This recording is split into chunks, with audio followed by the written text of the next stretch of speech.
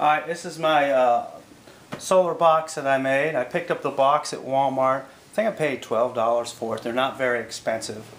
As you can see on the outside, under the handle I added an Anderson power pole.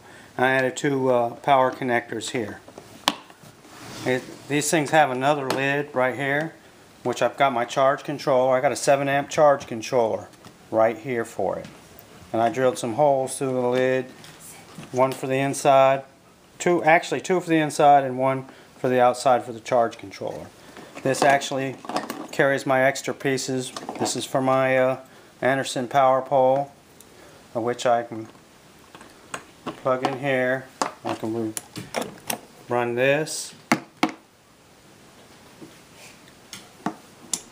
or I can plug in here. I have more connectors at the house and stuff.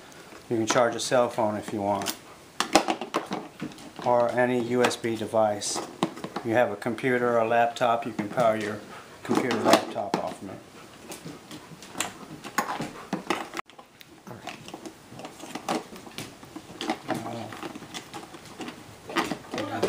And here is just a small multimeter that I keep when I'm testing things out. And I can test the charge of the battery and everything, make sure it doesn't get down. Here is a small thing to test your gauge. 12.80 volts or greater is 100% charge on the system.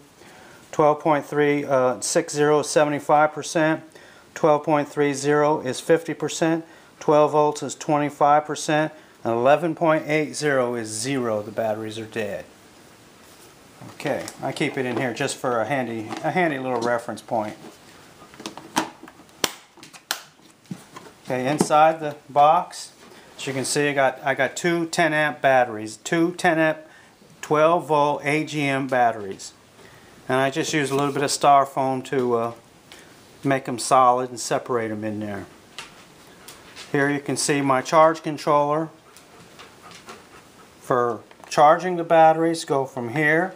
I actually wired them in parallel, if I remember. Parallel is where we're running 12 volts. Correct me if I'm wrong. I may be double, but I'm only running 12 volts off from the system. So I have my charge controller going to the plus on this battery, negative on this battery. My charge controller for the load goes right here to the Anderson power pole, such as a small gauge wire. I have a heavier gauge wire that I run my Yaesu radio off from that go directly to the batteries, because I did not want to splice into the charge controller with the light gauge wire to run a heavier gauge wire. I didn't have the connections on the charge controller. I would need a different charge controller. As you can see, it's pretty compact, and it's solid from what I see, and it's all simple. One self-contained unit. Outside here is where I plug my solar panel in, and which we'll here shortly plug my solar panel in, and I'll show you the process. Okay, running this, I got one connector into my Anderson power pole, plug it into my fan, and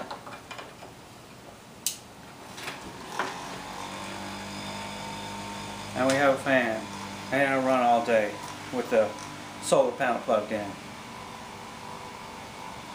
Right now the solar panel is not plugged in. We'll plug it in and show you the operation of it.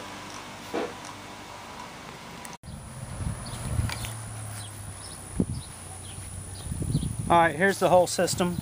Here's the solar briefcase and the solar battery generator. And here is your solar panels.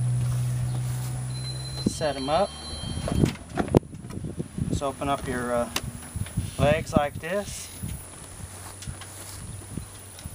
Set the panel in the sun. And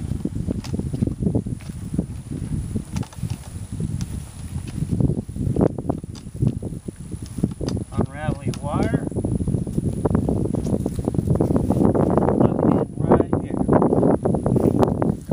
It's got on charging, as you can see. I don't know the light.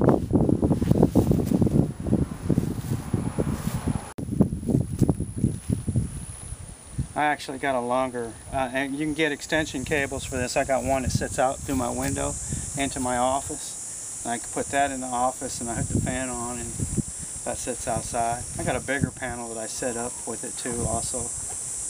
But they all got the same type of plugs.